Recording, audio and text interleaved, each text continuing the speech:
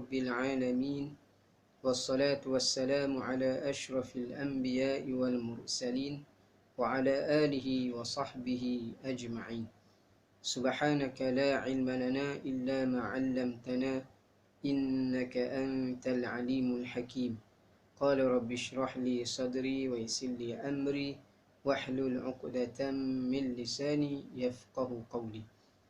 Amma ba'd. Sahabat-sahabat muslimin dan muslimat yang dirahmati oleh Allah Ta'ala sekalian, bersama dengan saya lagi dalam program Satu Hari Satu Hadis, anjuran panitia pendidikan Islam SK Pusat Dungun.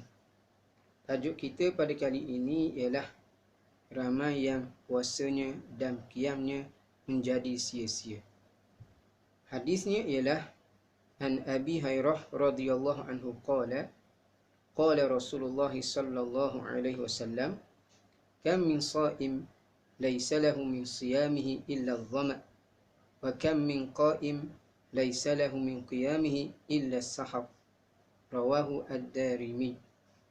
Maksudnya, dan diriwayatkan daripada Abi Hurairah radhiyallahu anhu, katanya Rasulullah sallallahu alaihi wasallam telah bersabda, ramai dari kalangan mereka yang berpuasa, tiada baginya daripada puasanya melainkan dahaga. Dan ramai daripada orang yang melakukan qiyam, tiada baginya daripada qiyamnya melainkan hanya berjaga malam. Hadis riwayat Ad-Darimi. Sahabat-sahabat yang dirahmati oleh Allah Ta'ala sekalian, di antara perkara yang perlu kita yakini dan kita percayai, bahawa ibadah yang kita lakukan ini dinilai di sisi Allah Subhanahu Wa Taala. Ada ibadah yang dilakukan diterima oleh Allah, dan ada ibadah yang dilakukan ditolak oleh Allah Subhanahu Wa Taala.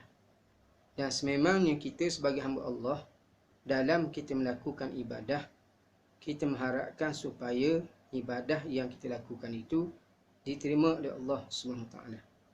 Kerana ibadah yang diterima sahajalah yang insya-Allah dapat memberi keselamatan kepada kita pada saat kita berada di hari akhirat nanti. Dan ibadah yang ditolak oleh Allah Subhanahu Wa Taala sudah pasti ia menjadi sia-sia, tidak akan memberi kebaikan kepada kita di hari akhirat nanti. Dan untuk ibadah kita diterima oleh Allah Subhanahu Wa Taala, para ulama telah menyatakan kepada kita dua syarat yang penting. Yang pertamanya ialah hendaklah ibadat yang kita lakukan itu bertitik tolak di atas dasar keimanan yang sebenarnya dan dengan niat yang ikhlas kepada Allah Subhanahu Wa Taala. Maka seseorang yang melakukan ibadah kepada Allah tetapi tidak memiliki iman yang sempurna, sebagai contoh dalam dia beribadat kepada Allah, dalam masa sama dia mempercayai di sana ada kuasa yang setara dengan Allah, yang sama dengan Allah, yang boleh menyembuh, maka sudah pasti ibadat orang yang seumpamanya tidak diterima oleh Allah Subhanahu Wa Taala. Demikianlah juga di sana ada orang yang melakukan ibadah, memiliki iman yang sempurna, keyakinan yang sempurna, tetapi ibadahnya dilakukan bukan kerana Allah, riya, menunjuk-nunjuk, maka ibadahnya juga ditolak oleh Allah Subhanahu Wa Taala. Itu syarat yang pertama. Syarat yang kedua, supaya ibadah kita itu diterima oleh Allah Subhanahu Wa Taala, hendaklah kita lakukan sejajar sebagaimana yang dikehendaki oleh Rasulullah sallallahu alaihi wasallam, sebagaimana yang diajar oleh Allah Subhanahu Wa Taala. Kalau kita sembahyang, kita solat, maka solatlah sebagaimana yang dilakukan oleh Rasulullah sallallahu alaihi wasallam.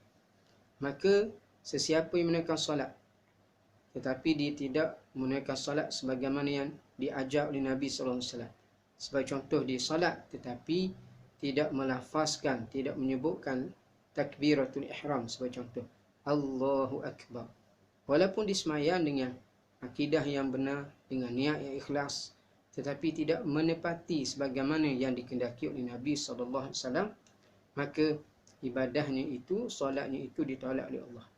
Kerana lafaz takbiratul ihram ini rukun qauli, dengan arti kata perlu disebutkan dengan lidah, sehinggalah sekira-kira Bila kita menyebut tu, kita dapat mendengar apa yang kita sebutkan. Maka jika tidak, sembahyang kita tidak sah. Sembahyang kita tidak diterima oleh Allah Subhanahu Wa Taala. Itu dua perkara yang menjadi syarat supaya ibadah kita diterima oleh Allah Subhanahu Wa Taala. Dan hadis yang kita kongsikan pada kali ini cukup membimbangkan kita, cukup merisaukan kita. Kerana Nabi SAW menyatakan kepada kita, dan sudah tentulah kenyataan daripada Nabi SAW itu satu kenyataan yang benar.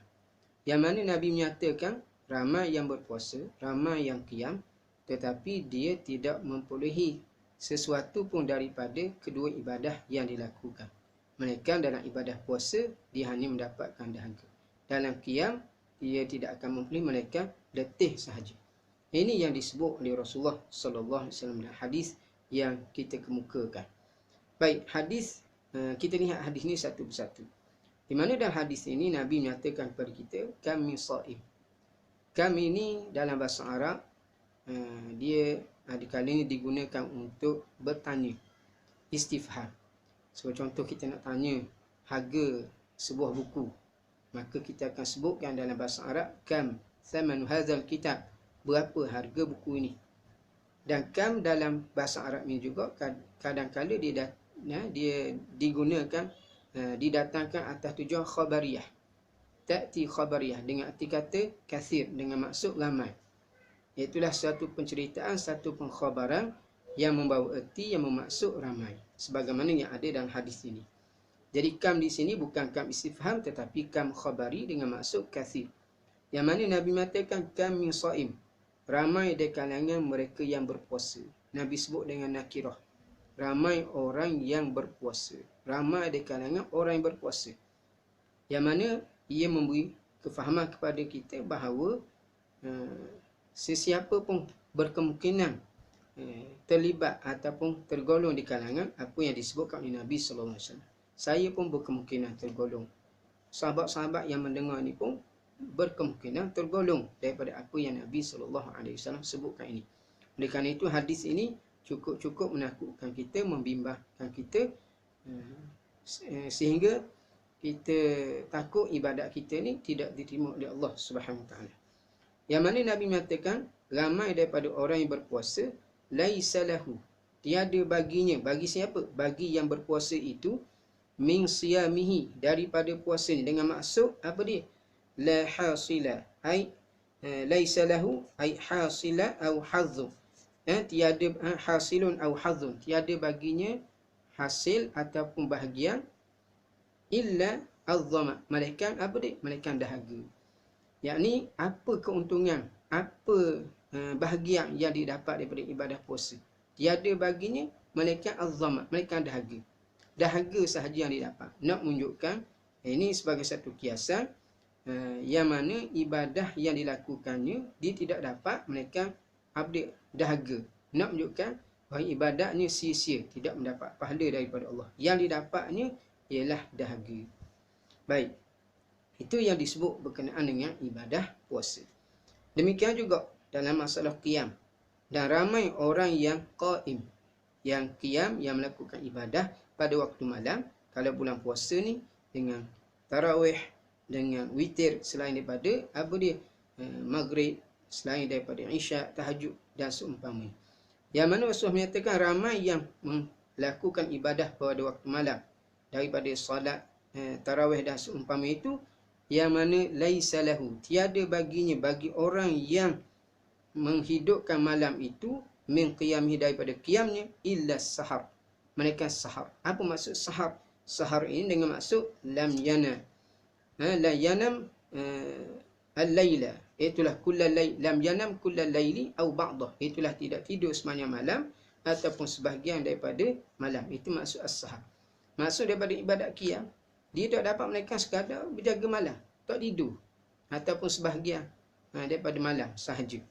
Dengan berjaga malam, sebahagian daripada malam, dengan arti kata nak menunjukkan bahawa ibadah yang dilakukan hanyalah sia-sia. Kenapa perkara ini terjadi? Kenapa perkara ini terjadi? Baik, ini diulas oleh ulama, yang mana antaranya yang disebut oleh At-Tayyibi, Yang mana perkara ini terjadi kerana apa? Fa inna shaim idza lam yakun muhtasiba aw lam yakun mujtaniban 'anil fawahish. Maka sesungguhnya orang yang berpuasa bila mana dia tidak ikhlas ataupun dia tidak menjauhi daripada perkara yang fawahish, perkara yang keji, seperti minaz-zuri wal buhtani wal ghibah, daripada menipu, berbohong, kemudian mengumpat, wa nahwi minal manahi, dan seumpamanya daripada perkara-perkara yang ditegah, fala hasila lahu illa al-ju', maka tidak akan terhasil baginya melainkan lapar, wal atash, dan juga dahaga, wa in saqatal qada, sekalipun gugur qada. Maksudnya sekalipun dia tidak perlu mengqadakkan kembali abdi puasa yang dilakukan dalam keadaan demikian, tetapi apa dia, pahalanya tidak dia dapat sia-sia. Yang dia hanya perolehannya hanyalah apa dia, dahaga, lapar, dan itu sahaja. Demikianlah juga dengan sembahyang malam. Dia sembahyang dalam keadaan tidak sempurna, sembahyang dalam keadaan tidak ikhlas dan seumpamanya, demikianlah juga maka ibadah ditolak oleh Allah Subhanahu Wa Taala. Jadi oleh kerana itu, sahabat-sahabat yang dirahmati oleh Allah Taala sekalian, dalam kita melakukan ibadah, sama ada ibadah puasa, ibadah qiyam, laksanakanlah dengan cara yang paling baik, dengan menepati segala syarat yang kita nyatakan tadi, agar ibadat kita diterima oleh Allah Subhanahu Wa Taala. Buatkan iman yang benar, niat yang benar, buat dalam keadaan menepati sebagaimana yang diajar oleh Rasulullah SAW, yang diterangkan oleh para ulama. Kemudian sahabat-sahabat yang dirahmati oleh Allah Ta'ala sekalian, ulama dia ada bincanglah, apakah maksud tidak didapat pada puasa mereka lapar, mereka dahaga, dan dia tidak dapat mereka berqiyam tu mereka berjaga malam. Adakah dengan maksud tak dapat sedikit pun pahala atau macam mana? Maka ada ulama menyatakan apa yang Nabi sebut ini merupakan satu orang kata amaran yang tegas, mubalaghah. Nak memberi penekanan kepada kita supaya kita buat ibadat dengan paling baik. Dengan maksud, kalau ibadat yang kita lakukan itu tidak sempurna, bukanlah kita tidak mendapat langsung pahala daripada Allah Subhanahu Wa Taala. Cumanya kita mungkin kalau kita laksanakan dengan sempurna dapat 100%, tapi kalau ada perkara-perkara yang tak elok kita lakukan ketika mana kita melakukan ibadah kepada Allah Ta'ala, itu semua boleh mengurangi pahala ibadat puasa kita. Maka apa yang Nabi nafikan itu ialah nafyul kamal, iaitu menafikan kesempurnaan ibadat. Maknanya bukan tak dapat langsung, tapi dapat juga, tapi berkurangan daripada pahala yang sempurna. Jadi Nabi sebut seolah macam tak ada pahala langsung tu, itu sebagai suatu amaran yang keras daripada Nabi SAW.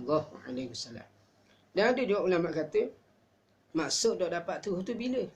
Bila mana seseorang itu melakukan ibadah dalam keadaan tidak ikhlas pada Allah. Memang dia buat tu kerana manusia. Maka yang ni jelas memang dia tak akan dapat sesuatu pun daripada ibadah yang dilakukan kepada Allah Subhanahu Wa Taala. Ala kulli hal, sahabat-sahabat yang dirahmati oleh Allah Taala sekalian, kita sebagai hamba Allah Ta'ala berusahalah buat ibadat dengan sebaik mungkin, sebagaimana yang telah kita nyatakan tadi 2 syarat supaya amal ibadat kita diterima oleh Allah SWT. Kemudian amalkanlah doa ini. Doa ini ada dalam kitab Minhajul Abidin. Kalau tak silap kita, kalau dalam terjemahan Engku Ali itu jilid yang pertama, di mana Imam Ghazali nukilkan doa para ulama, iaitulah ya muwaffiqat ta'i'in waffiqna li ta'atik wa atmim taqsirana wa taqabbal minna. Ni doa yang baik. Wahai Allah yang memberi kekuatan kepada orang yang taat untuk melakukan ibadat kepada Allah, waffiqna li ta'atik, maka berikanlah kekuatan kepada kita semua ni untuk taat kepadamu, taat pada Allah SWT. Kemudian apa dia? Wa atmim taqsirana, sempurnakanlah mana silap, mana salah yang kami lakukan ketika mana kami mengerjakan ibadat kepada Allah Ta'ala. Kita dah ada yang sempurna. Ada saja perkara yang salah, perkara silap yang kita lakukan ketika mana kita puasa, ketika mana kita solat. Kita minta Allah Ta'ala sempurnakan. Kemudian wa taqabbal minna, akhir sekali, kita minta daripada Allah Ta'ala supaya Allah Ta'ala terima ibadat kita. Doa ni ada dalam kitab Minhajul Abidin. Dan di antara adab yang disebut oleh Imam Ghazali lah, selepas mana kita berpuasa ni, kita berdoa lah. Selepas mana kita berbuka, adabnya berdoa lah pada Allah Ta'ala supaya ibadah puasa kita itu diterima oleh Allah Subhanahu Ta'ala. Jadi sahabat-sahabat yang dirahmati oleh Allah Ta'ala sekalian, hadis ini patut sentiasa menjadi ingatan pada kita supaya kita menjaga kualiti ibadah kita dengan kita mengelak daripada melakukan perkara-perkara yang boleh merosakkan dia pahala ibadah yang kita lakukan kepada Allah Subhanahu wa taala. Wallahu alam, sekian adalah perkongsian kita pada kali ini. Apa yang baik datang daripada Allah, yang mohon kepada saya. Wassalamualaikum warahmatullahi taala wabarakatuh. Stay at home.